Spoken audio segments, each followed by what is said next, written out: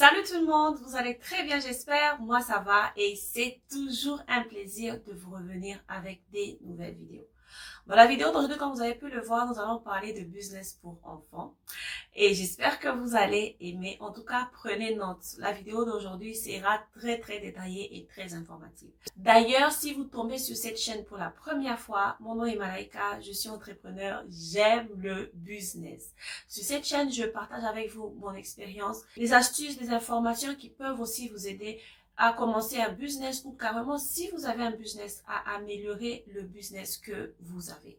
Donc si c'est vraiment une thématique qui cadre avec ce que vous recherchez, n'hésitez pas à vous abonner et à partager la vidéo avec vos amis ainsi que vos proches. Moi je serai toujours ravie de vous avoir.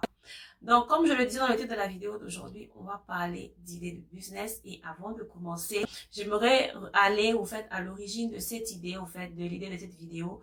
Et j'espère que vous allez vraiment prendre note. Récemment, j'étais sur la toile en train de, je ne sais pas ce que je recherchais, mais sûrement que je regardais seulement tout ce qui se passait. Et j'ai vu des photos d'un millionnaire nigérien qui a fait fortune dans l'immobilier et dans l'événementiel. Ce monsieur a l'argent, il est riche et son argent vient de l'immobilier ainsi que de l'événementiel. Il signe des grands contrats avec les maisons de champagne, les maisons de whisky, il a des boîtes de nuit, vous savez, ce genre de choses. Vraiment, le gars, là, il a ça. Vous comprenez? Ce qui était particulier avec la photo ce jour-là, il était en train de faire la publicité pour le business de son fils de 10 ans. Alors, je me suis dit, mais qu'est-ce qui se passe là? Qu'est-ce qui se passe? J'ai cliqué, je suis allée sur la page de son fils, je me rends compte que ce monsieur, malgré le fait qu'il soit millionnaire, il a commencé un business pour son fils dans l'événementiel aussi. Et demandez-moi, qu'est-ce que ce monsieur a fait? Vous savez, qu'est-ce qu'il a fait au juste? Qu'est-ce qu'il a fait? Ce n'est rien d'autre que la vente et la location. Donc, la vente d'amuse-bouche, la vente de popcorn, la vente des bonbons, la vente de tout ce qui intervient dans une fête pour enfants. Vous me comprenez? C'est ce que son fils vend. Et à part ça, ils sont aussi dans la location des chaises pour enfants, des tables pour enfants, des parcs de jeux là, les tremplins, tout ce qui concerne les enfants, c'est ce que ce monsieur a fait pour son fils. Parlons d'abord de la vente, ok? Shift. Dans la vente, amuse-bouche, comme je disais, donc ils sont dans la vente des beignets, les arachides, les confiseries, tout ce que les enfants aiment. Ce monsieur a ça, pour son enfant. Son fils vend ça.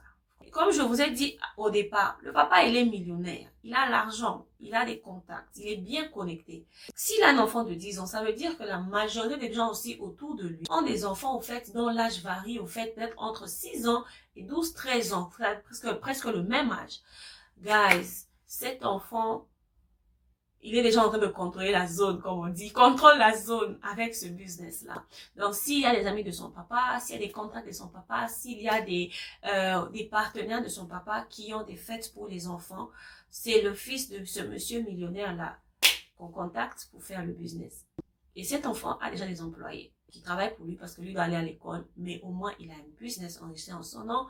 Au moins, là, il fait des entrées. Cet argent peut constituer une épargne pour lui, pour son futur et ce genre de choses. Et je me suis dit non. En tout cas, vu ce que les gens font, mon enfant, il doit commencer un business. Donc, mon enfant, il doit commencer un business parce que, guys, c'est grave. Si un millionnaire qui peut gâter ses enfants avec tout ce dont ils ont besoin, ne les gâte pas, il les incite à travailler, il les incite à bosser. Je me dis qu'il y a un grand travail à faire là-dehors. Je ne sais pas pour vous, mais moi, j'ai grandi dans un environnement où je voyais beaucoup d'enfants de riches qui passaient leur temps à faire la fête, à dépenser l'argent de papa et maman, c'est tout. Vous comprenez?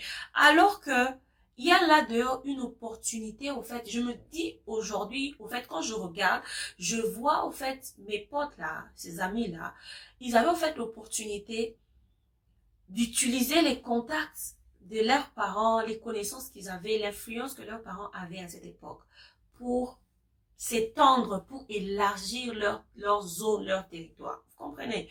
Donc, c'est ça. Si vous avez un enfant, si vous êtes dans un domaine A ou un domaine B, guys, pensez aux enfants. Pensons à investir pour nos enfants. Pensons à inculquer au fait cette culture-là, cette philosophie-là de travail. C'est pas forcément le business ou absolument. Je sais qu'il y a des maisons, par exemple, moi je connais quelqu'un, ses enfants n'ont pas droit à l'argent. Tu travailles, c'est là que tu auras droit, même si c'est 25 cents. Mais tu fais la vaisselle, on te paye. Tu arranges la maison, on te paye. Et je me dis qu'avec ce genre de culture, avec ce genre de mindset, l'enfant va déjà comprendre que c'est quand on travaille qu'on est rémunéré. Vous comprenez? Travailler pour quelqu'un ou travailler pour soi. Et moi, je pense que c'est une très bonne culture à inculquer dès le bas âge. Je sais qu'il y a beaucoup de gens qui pensent que l'argent, c'est mauvais. Vous comprenez, l'argent c'est mauvais, les enfants ne connaissent pas sur l'argent. Moi, je pense que la majorité des problèmes que nous avons aujourd'hui, c'est à cause de cette phrase-là. L'argent c'est mauvais, c'est dangereux, mais il faut savoir gérer l'argent. Et aujourd'hui, guys, vous ne savez pas combien de gens m'appellent, combien de gens me contactent parce que, à cause de ça, parce qu'ils se sont rendus compte qu'ils ne savent pas gérer l'argent, même le peu qu'ils ont, ils ne savent pas le gérer. Vous me comprenez? Et moi, je pense que si, quand on grandissait, on nous apprenait à gérer l'argent, on nous apprenait la valeur de l'argent, on nous apprenait comment chercher l'argent, je pense que les choses pourraient être différentes. Je pense, je ne sais pas pour vous, mais je pense. Mais pour moi, en tout cas, quant à moi, mes enfants connaîtront l'argent, la valeur de l'argent, comment il faut travailler pour l'argent dès le bas âge. Ça, il n'y a même pas de discussion. C'est pas jouer avec l'argent, mais connaître l'argent. C'est quoi la valeur de l'argent? C'est quoi un investissement? C'est quoi l'épargne? C'est quoi un budget? C'est quoi? Ça, c'est obligatoire. Obligé. Dans cette maison, tout le monde doit comprendre ça. Même si moi, je suis encore en train d'apprendre, mais je pense que ceux-là qui vont venir de moi, mes enfants, vont apprendre ça dès le bas âge. Vous savez ce qu'on nous montre dans les films où les enfants de riches se réveillent le matin, ils vont à Monaco, ils voyagent et tout. Moi, je commence à me rendre compte que c'est du mensonge, au fait. Je me suis rendu compte que les enfants de riches travaillent. Ils travaillent dur même.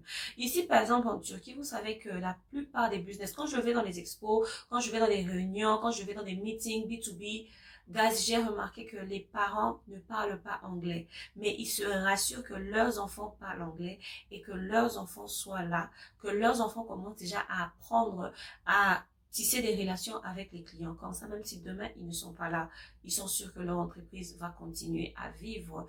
Et demandez-vous, les grandes entreprises de votre pays, les grandes entreprises des hommes riches de votre pays, où sont ces entreprises aujourd'hui? Je dirais que 80 ou 90% de ces entreprises n'existent plus. Pourquoi? Parce qu'ils n'ont pas encadré les enfants. Ils n'ont pas encadré les enfants. Les enfants étaient occupés à dépenser au lieu d'apprendre le travail de papa ou de maman.